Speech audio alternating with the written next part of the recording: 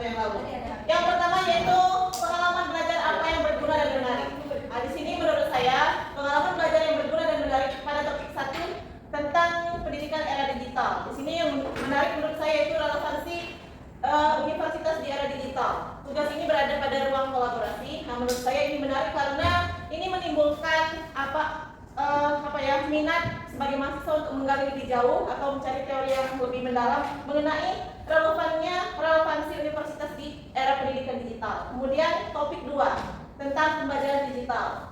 Nah, di sini yang menarik menurut saya yaitu pada simulasi kuisis sebagai media pembelajaran. Di sini juga pada ruang kolaborasi di mana kelompok kami mengambil kuisis sebagai media digital untuk digunakan pada pembelajaran. Kemudian topik 3 tentang literasi media, mass media, literasi informasi. Di sini bagian yang berguna dan menariknya yaitu saya sebagai salah satu pengguna media digital dan juga sebagai calon guru di era pendidikan digital merasa melalui mata kuliah ini, melalui topik 3 ini merasa akan pentingnya memiliki literasi digital karena literasi digital itu merupakan cara kita untuk mengantisipasi suatu berita atau pemberitaan hoax. Kemudian topik 4 mengenai pengembangan media digital. Di sini bagian yang berguna dan menariknya yaitu ketika kelompok kami pada ruang kolaborasi memilih media digital GIMKit, di mana GIMKit ini merupakan media digital yang bisa digunakan untuk menerapkan pembelajaran ketika peserta didik menggunakan atau memainkan games melalui pembelajaran itu, nanti dia ketika benar menjawab akan mendapatkan uang virtual untuk menambah poinnya. Topik 5 tentang pendidikan terbuka, hak cipta dan lisensi terbuka Creative Commons. Di sini bagian yang berguna dan menariknya yaitu saya sebagai pengguna media digital mengetahui setidaknya secara sederhana mengenai hak cipta, bahwasanya sebuah karya itu memiliki hak cipta. Ada yang tingkatan-tingkatan hak cipta tertentu. Kemudian topik 6 warga digital. Di sini juga berkaitan dengan topik 3 di mana sebagai warga digital melalui topik 6 ini saya menyadari bahwa saya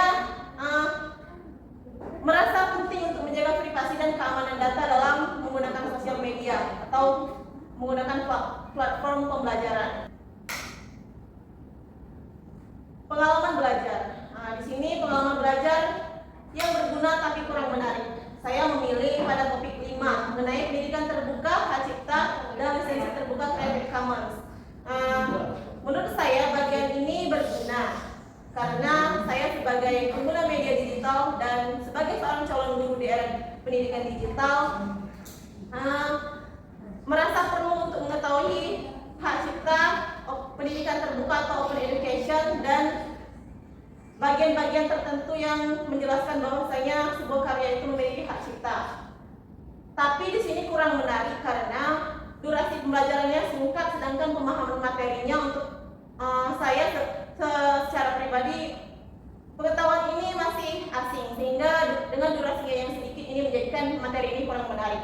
Kemudian pengalaman menarik tapi kurang berguna. Di sini sepanjang saya mengikuti perkuliahan dari topik 1 sampai dengan topik 6 pada mata kuliah belajar di era digital tidak menemukan pengalaman belajar yang menarik tapi kurang berguna. Semuanya menarik dan berguna. Kemudian pengalaman belajar tidak menarik dan tidak berguna. Di sini sudah saya jelaskan sebelumnya, tentu saja tidak ada. Apa yang telah terjadi? Yang telah terjadi pada topik 1 itu telah terjadi pemahaman mengenai pendidikan era digital. Pada pendidikan era digital ini diantaranya saya memahami bahwasanya proses pembelajaran itu sudah memiliki perbedaan yang cukup jauh dibandingkan dengan pembelajaran di era yang belum menggunakan digital. Di antaranya pembelajaran di era sekarang, di era digital sudah menggunakan sistem online, hybrid, atau pembelajaran jarak jauh, bukan hanya pembelajaran yang dilakukan secara tatap muka saja.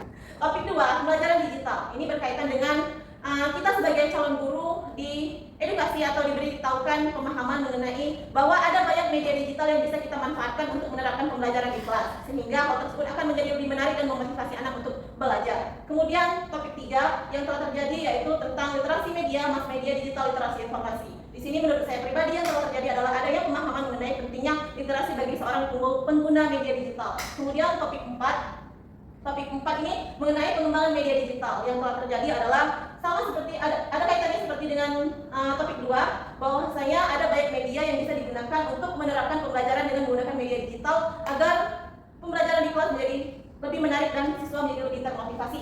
Kemudian topik 5, pendidikan terbuka, hak cipta dan lisensi terbuka Creative Commons.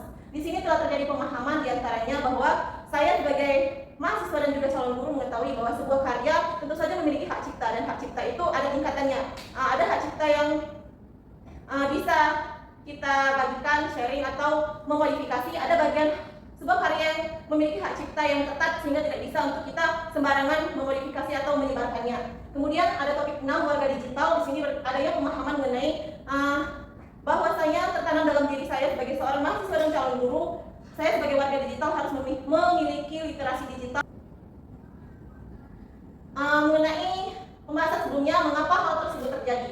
Hal tersebut terjadi diantaranya adanya dukungan dari lingkungan akademik. Di sini dukungan terutama lingkungan dari akademik yang terutama yaitu dukungan dari pengajar atau dalam hal ini dosen.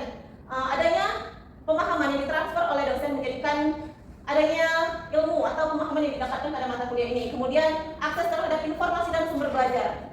Sebagai mahasiswa di era pendidikan digital, tentu saja sumber belajar yang bisa kita akses sudah banyak, sehingga informasi-informasi itu bukan hanya dari dosen saja atau melalui tatap muka saja, melainkan kita bisa mencari secara mandiri melalui berbagai sumber belajar. Kemudian perkembangan pendidikan digital dan kolaborasi.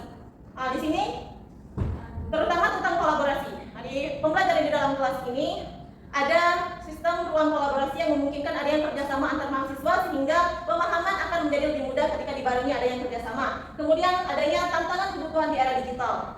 Sebagai seorang calon guru di era pendidikan digital, tentu saja hal ini menjadi tantangan bagi saya untuk meningkatkan keterampilan digital saya untuk mengembangkan media digital dalam menerapkan berbagai pembelajaran. Di sini artefak yang saya pilih yaitu pada ruang kolaborasi topik 1, selanjutnya next.